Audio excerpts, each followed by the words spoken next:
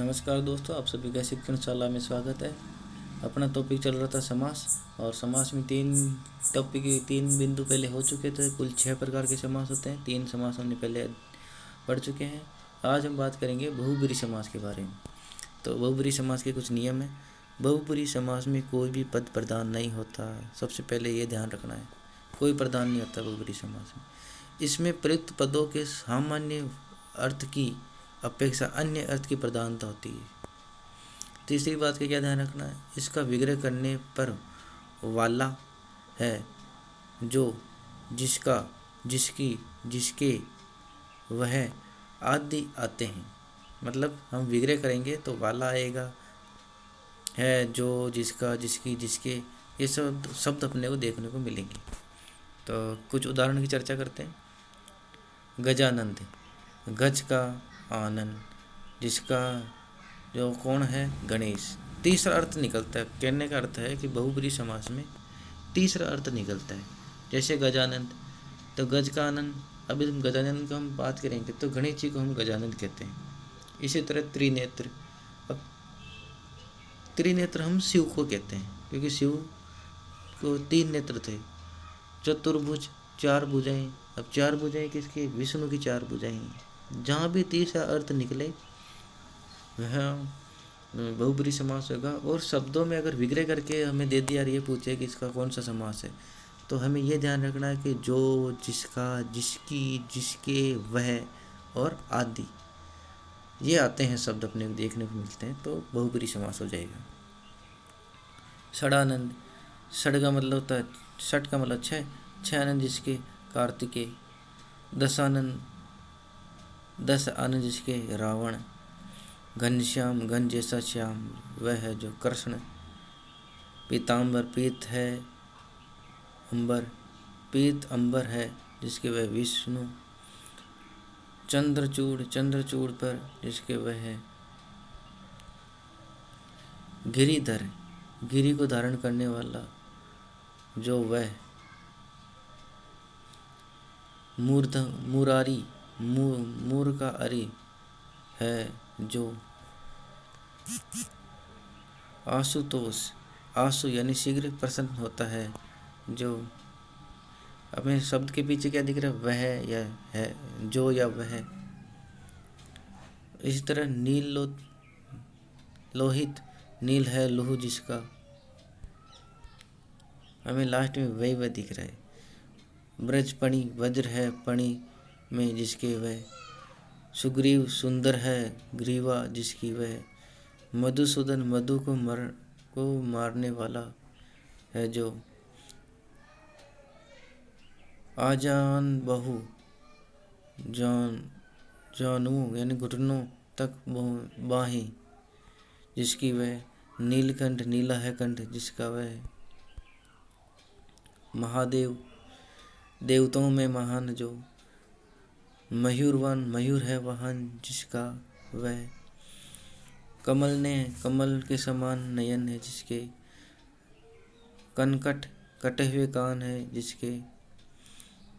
जलज, जल में जन्म लेने वाला वह है कमल। तीसरा अर्थ निकल रहा है कमल। एक तो तीसरा अर्थ निकलेगा या कोई पद प्रधान ही नहीं होगा, यही है। और पूरा शब्द इस काम में लिया जाता है, समस्त पद काम में लिया जाता है। अपना कहा था कोई, वाल्मीकि, शब्द शुद्धि में भी वाल्मीकि पूछ सकते हैं। वाल्मीकि से उत्पन्न है वह, जो। दिगंबर, दिशाई है जिसका अंबर, ऐसा वह। कुशाग्र बुद्धि, कुश के अग्रभाग के समान बुद्धि है जिसकी। मंद बुद्धि, मंद है बुद्धि जिसकी वह है। जितेंद्रिय, जीत ली है इंद्रिय जिसने वह। चंद्रमुखी, चंद्रमा के समान मुख वाली है, जो। अष्टाध्यायी, 8 अध्यायों की पुस्तक वह है। ये तो हो गया बहुब्रीहि समास। अगला कौन सा है? द्विगु समास। द्विगु से सीधा से अर्थ होता है इसमें संख्यात्मक शब्द होंगे, जो भी पद होता है वह संख्यात्मक होगा, द्विगु। जैसे कुछ नियम है इसके। द्विगु समास में प्रिय पूर्ण पद संख्यावाचक होता है, जो कभी कभी परपद भी संख्यावाचक देखा जा सकता है। द्विगु समास में प्रयुक्त संख्या किसी समूह का बोध कराती है। ये भी स्पष्ट है, एक तो संख्यावाचक शब्द होगा, दूसरा समूह का बोध कराएगी, अन्य अर्थ का नहीं। जैसे जो बहुब्रीहि समास में देखते हैं, जैसे बहुब्रीहि समास में देखते हैं ना, त्रिनेत्र, तीन है नेत्र जिसके, तो हम सीधा ही अन्य अर्थ ले लेते हैं, कौन सा, शिव।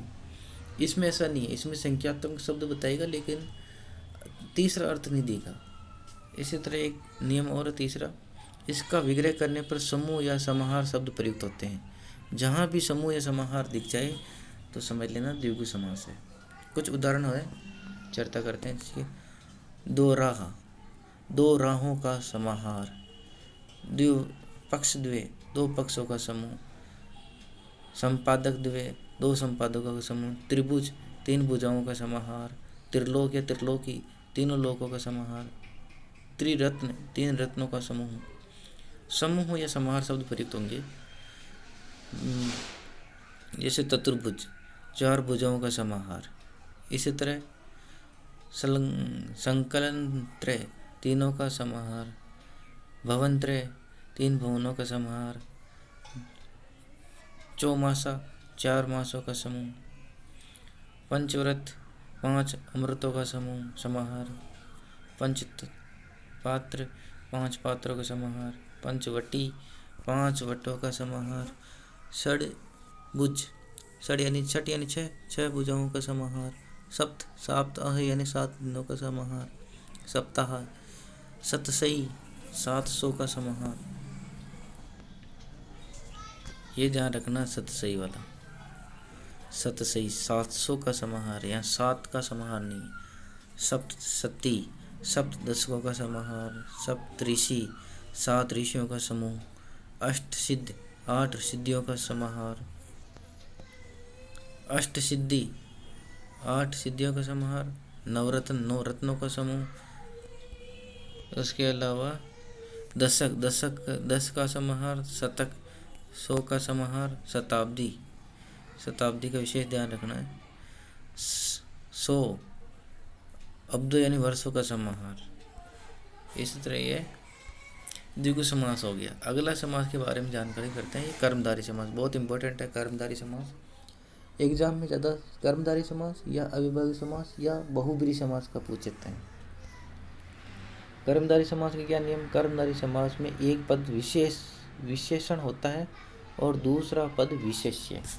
अब कई बार एग्जाम में ये पूछ लेते हैं परिभाषा से कि जिस शब्द में विशेषण विशेष्य का प्रयुक्त होता है वह कौन सा समास होता है, तो कर्मधारय समास, क्योंकि इसमें विशेषण और विशेष्य दोनों होता है। दूसरा पद होता है विशेष्य, पहला पद होता है विशेषण, यानी कोई विशेषण युक्त शब्द होते हैं जिसमें इसमें कहीं कहीं उपमेय उपमान का संबंध होता है तथा विग्रह करने पर रूपी शब्द प्रयुक्त होते हैं।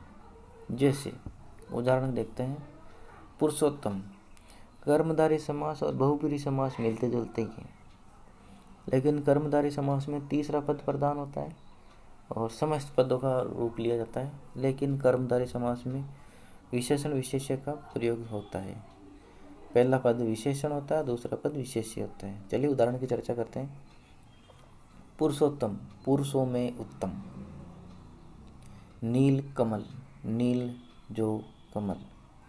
जैसे यहाँ नील कमल है तो नीला है तो ये विशेषण हो गया और कमल विशेष्य हो गया। पुरुष विशेषण हो गया और उत्तम विशेष्य हो गया। महापुरुष, महान है जो पुरुष। घनश्याम, घन जैसा श्याम। पीताम्बर, पीत है जो अंबर। महर्षि, महान है जो ऋषि। नराधर्म, अधम है जो नर। अधमरा, आधा है जो मरा। रक्तांबर, रक्त के रंग का यानी लाल जो अंबर। कुमिति, कुसत्य जो मिति। कुपुत्र, कुशप्त जो पुत्र। दुष्कर्म, दूषित है जो कर्म। चरम सीमा, चरम है जो सीमा। लाल मिर्च, लाल है जो मिर्च। कृष्ण पक्ष यानी कृष्ण है जो पक्ष काला, कृष्ण यानी काला पक्ष को कहते हैं। अंधेरी रात को हम कृष्ण पक्ष कहते हैं। मंद बुद्धि, मंद है जो बुद्धि। जैसे बहुब्रीहि समास और कर्मधारय समास में हमें शब्द भी वही मिलेंगी, लेकिन बहुब्रीहि समास में तीसरा अर्थ हो जाएगा और कर्मधारय समास में विशेषण विशेष्य प्रयुक्त होते हैं और तीसरा अर्थ प्रयुक्त में नहीं होता है, तीसरा अर्थ के नहीं जाते हैं। मृग नहीं है, जैसे शुभागम, शुभ है जो आगमन। नीलोत्लप, नीला है जो उल्लपत। मृग ने मृग के समान नयन। चंद्रमुखी, चंद्र जैसा मुख। राज ऋषि, राजा है जो ऋषि और भी ऋषि, ये इम्पोर्टेंट है राज ऋषि वाला। नरसिंह, जो नर भी है और सिंह भी है। चंद्रमुख, मुख जैसी चंद्रमा। वचनामृत, वचन रूपी अमृत। भवसागर, भव रूपी सागर। चरण कमल, चरण रूपी कमल। क्रोधित, क्रोध रूपी अग्नि। चरणारविंद, विंद, चरण रूपी अरविंद। विद्याघन, विद्या रूपी घन।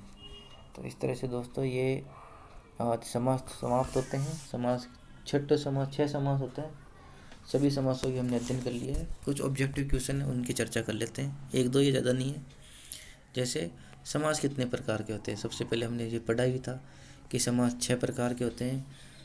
अविभाज्य समास, कर्मधारय समास, तत्पुरुष समास, द्वंद्व समास, द्विगु समास और बहुब्रीहि समास। इस तरह से एक इसमें पूछा निम्न में से समास नहीं है।